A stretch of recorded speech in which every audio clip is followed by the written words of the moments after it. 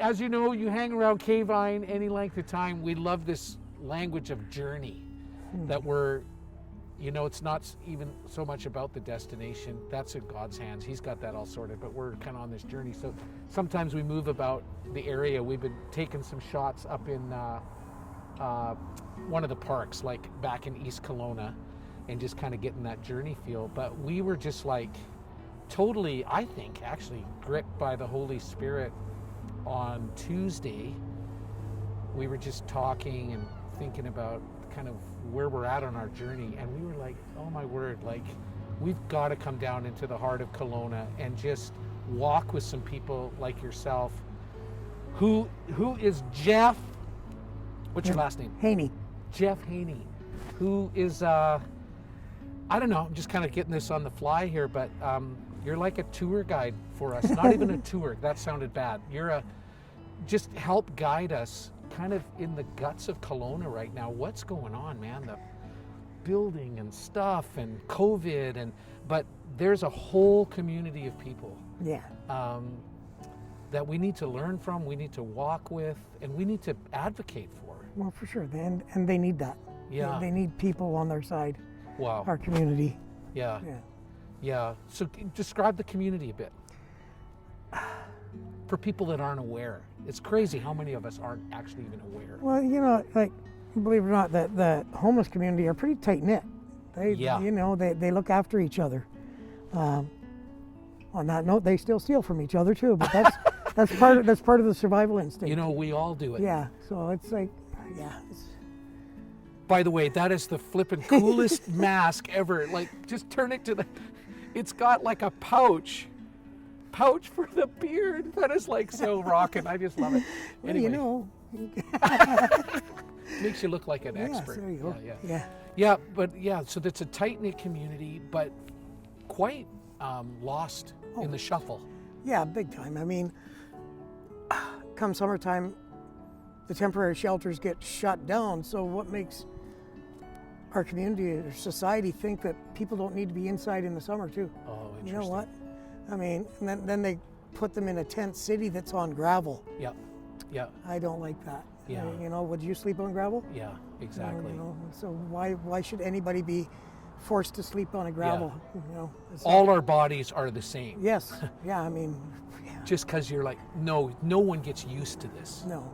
Like you say, we're all created equal. So maybe let's bust another myth. Would you say, in your experience, and I mean, you've lived life, journeyed, you've got a lot of friends and community, people don't want, like they're not deciding to do this kind of thing, right? For the most part, no. Yeah. There are some that don't want to be inside. Right. That is really hard. I mean, I've been a part of helping house people, and some of the people we've housed had to sleep on the floor for months to get used to being inside. Because it's a whole backstory to it. It's not, So it's the journey thing again, right? Yeah. Awesome. Come on.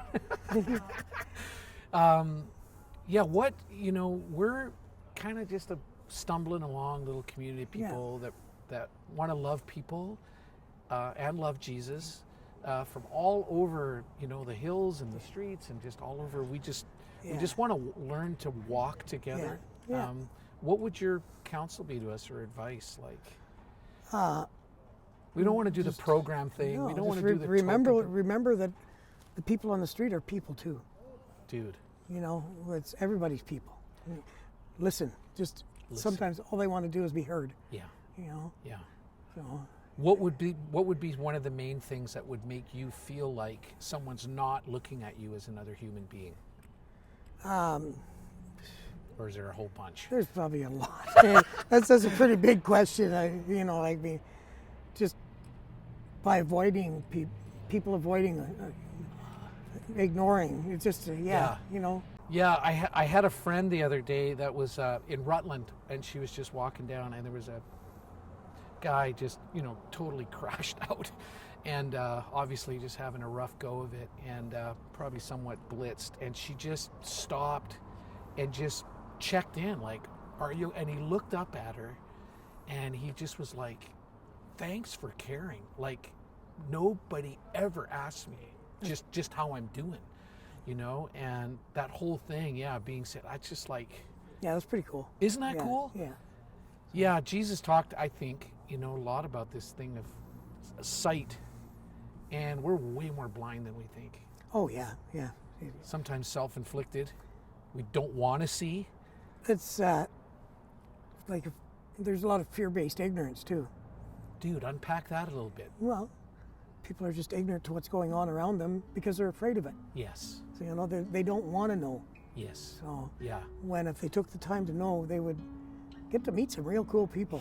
Like, Totally. our street community is stacked with lots of really good people, lots of talent. So, That's amazing. yeah. That's amazing. I mean, I'm happy with the city getting a whole bunch of new housing for our people, but most of them are for people that are still in the throes of their addictions. We need some transition housing after that. Absolutely. So, I mean, some sober housing. You know Yeah. what I mean, I've helped many people get into detox. They get out of detox right back into what they were in before. Within a week, they're back doing exactly what they were doing before. Yeah. Because Yeah. you can't throw somebody back into the mouth of the dragon. No, actually, that's really true. And we're all like that, really, Yeah. right? Oh, like yeah. you strip us down to just our bare humanity. We're so jacked up at every level of society. Yeah, it's pretty crazy. Some people just have more stuff and money to cover it up than Yeah. others, kind of thing. Yeah. And I think that's the beautiful gift that we can be to each other if we really see and listen, like Yeah. you said. We were talking a little bit earlier about just what would it look like if developers, people in faith, people in the recovery world and at the street level, front lines, if we could just sit down and like really listen and collaborate and not compete or try to carve out our little space of helping people. If we're just in this together. It would be like a miracle if all the agencies could work together and collaborate instead of having a competition. And, Yeah. That's what our street community needs, is people working together to help them. Yeah. you know. A true sense of community. Yeah, yeah. Yeah. And did I say something about the housing already, or? Yeah, but just just go for it. I can't say enough that we need more dry housing. Yes. Yes. More transition housing, sober living, Yeah. because there's just not enough, and Yeah. there hasn't been for years, Yes. especially for addicts. Which, Yeah. Yeah. Do you think part of that, I mean, I've thought about this too, is like to step, now we're truly in relationship and then walking together. Mm-hmm. Sometimes it seems easier for me, for people, you can kind of just plug in and out. Okay, we did our part there. We got that program going, whatever. But we're talking about, we got to go on a life journey Oh, together. for sure. Yeah. I mean, recovery is a life journey. Yes. Yeah. Yeah. So, Yeah, whether you're recovering from your addictions behind the gated community up on the hill, Exactly. or your addictions down at the street. yeah. Yeah. Yeah. That's so true. We're all addicts. Yeah. When bottom line. Oh, for sure. I mean, Yeah. everybody's addicted to something. Yeah. I mean, Yeah. I'm kind of addicted to myself now. Just kidding. Yeah, but what did you say earlier about, am I as good looking on camera as I am in person? That's awesome. Yeah. That's awesome. Well, thanks, man. Yeah. This has been It's been a really, pleasure. really Yeah. great. Really Awesome great. meeting you. And, Yeah, look forward to a growing friendship. For sure. Totally.